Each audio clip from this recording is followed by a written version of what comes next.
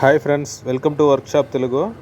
Friends, ఇప్పుడు మనం చూసేది వచ్చి ఒక 200 లీటర్ డీప్ ఫ్రీజర్కి కండెన్సర్ వచ్చి మొత్తం ఇన్నర్ ఉండిందనమాట. అంటే ఈ బాక్స్కి అయితే ఏం రాలేదు, జస్ట్ మనకు బాక్స్ వరకే వచ్చింది. కానీ ఇన్నర్ వచ్చి కండెన్సర్ ఇన్నర్ ఉంటుంది. ఒక చిన్న ఫ్యాన్ అయితే ఉంటుంది. మనకు వచ్చి ఇప్పుడు ఇన్నర్ కండెన్సర్ కాయలు లీకా లేదు మనకు ఫ్రీజర్ కూలింగ్ కాయలు లీక్ అనేది మనకు తెలియదు. మొత్తం మీద మనం మొత్తం ఎటుగట్టు వేస్తున్నాం అనమాట. 1/4 పైపు మన లోపల 4 పైపు చుట్టున్నాము. దీనికి కండెన్సర్ వచ్చి మనం ఎక్స్టర్నల్గా అయిపోతున్నాం అనమాట. లోపలే మనం చెక్ చేసుకునే దానికి మనం ఇప్పుడు కట్ చేస్తున్నాము. దాన్ని వచ్చి ఒక 4 వరుసగా మనం అంటే ఆ బాక్స్లో మనకు హైట్ ఎంత ఉంది, విడ్త్ ఎంత ఉంది, మనకు లోపల సీటింగ్కి ఎంత ప్లేస్ కావాల్సి వస్తుంది మనం కొలుసుకునేసి దాన్ని తగినట్టు మనం ఇక్కడ కట్ చేస్తున్నాము. ఒక 4 పీస్గా కట్ చేసుకుని దాన్ని మనం డబల్గా మడతేసేటప్పుడు 8 వరుసగా అవుతుంది. దాన్ని మనం లోపల సెట్ చేసి ఆ కండెన్సర్ మనకి ఎక్కువ హీట్ అవ్వకుండా ఉండేదానికి మనం ఫ్యాన్ ఫిట్ చేయబోతున్నాము. అలా ఫ్యాన్ ఫిట్ చేస్తేనే మనకు వచ్చి స్టెయినర్ ఎక్కువ హీట్ అవ్వకుండా మనకు క్యాబ్లర్లో నీట్గా గ్యాస్ ఫ్లో అవుతుంది.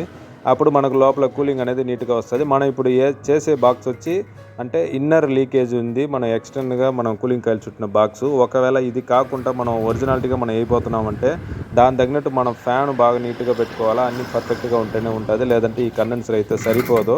మన ఎక్స్టర్నల్ కూలింగ్ కాయలు చుట్టిన దానికి ఇది 100%కి అంటే 120% అన్నట్టు అంత రిజల్ట్ నీట్గా ఇస్తుంది అనమాట ఇలాంటి బాక్సులకి. ఇది మనం కట్ చేసేటప్పుడు కొంచెం కేర్ఫుల్గా కట్ చేయాలి. గ్లౌస్ వేసుకోవడం, అంటే స్పెట్స్ వేసుకోవడం అలాంటివన్నీ చేసుకోవాలి. ఈ పిసురు పైన పడడము, మామూలుగా ఒక మెటల్ని కట్ చేసేది వేరు. ఈ విధంగా మెస్ లాగా ఉండేదాన్ని కట్ చేసేటప్పుడు ఆ వీల్ అనేది ఎక్కువ అంటే బ్రేక్ అయ్యేదానికి అవకాశం ఉంటుంది అనమాట. కొంచెం కేర్ఫుల్గా చేసుకోవాలా. మళ్ళీ అన్నీ చేసేసి మనం ఇప్పుడు మడతేసేటప్పుడు కూడా కొంచెం నీట్గా నిదానంగా మడతేసుకోవాలా. కొంచెం అర్జెంటుగా చేస్తే ఇది చాలా స్మూత్గా ఉన్నట్టు ఉంటుంది. ఈ ఐరన్ పైపులో మడత పడిపోయిందంటే ఈ రోజు కాకపోతే రేపన్న మళ్ళీ కొత్త లీకులు వచ్చేస్తూ ఉంటుంది అనమాట. మన లీక్ కోసం మనం దీన్ని వేసి మళ్ళీ ఒక లీక్ మనమే పుట్టించినట్టు అయిపోతుంది. సో కేర్ఫుల్గా నీట్గా నిదానంగా చేసుకుంటే కొంచెం నీట్గాను ఉంటుంది, రిజల్ట్ బాగా వస్తుంది.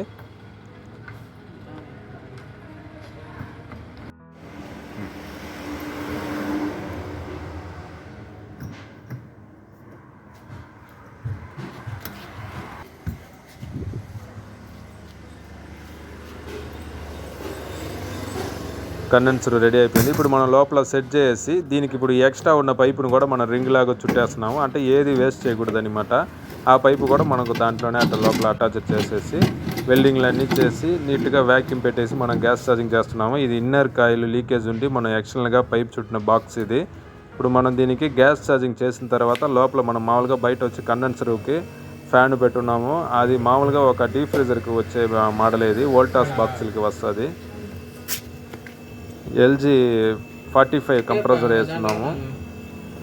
మనకు కూలింగ్ అయితే లోపల ఫుల్ అయ్యి మనకు రిటర్న్ ఐస్ వచ్చే అంత కూలింగ్ పర్ఫెక్ట్గా వచ్చున్నది. మనకు బాక్స్ లోపల ఎంత కూలింగ్ ఉండదు అనేది చూడబోతున్నాము. మామూలుగా రిటర్న్ ఐస్ వస్తే లోపల అన్నీ నీట్గా వచ్చినట్టే లెక్క ఫ్యాన్ గాలి కూడా మనం కరెక్ట్గా బయటికి లాగుతుంది. అంటే ఆ కండెన్సర్ హీట్ అవ్వకుండా పర్ఫెక్ట్గా తోస్తుంది అనమాట. లోపల పైపులన్నీ మనకు నీట్గా ఐస్ కట్టి ఉన్నది, ఎక్సలెంట్గా కూలింగ్ వస్తుంది. అదే మనం చెప్పినట్టు ఈ ఎక్స్టర్నల్ కాయిల్ చుట్టాలి అలాంటివి అంటే మాడిఫై చేయాల్సిన బాక్స్కి మన కండెన్సర్ కూడా ఈ విధంగా మాడిఫై చేసుకోవచ్చు. ఒకవేళ ఇది ఒరిజినాలిటీగా ఉండాలి అంటే ఈ కండెన్సర్ అయితే ఒక 70% సరిపోతుంది, 100% అయితే సరిపోదు. ఇలాంటి బాక్సులకి ఇది చాలా నీట్గా రిజల్ట్ అనేది తెప్పిస్తుంది అనమాట.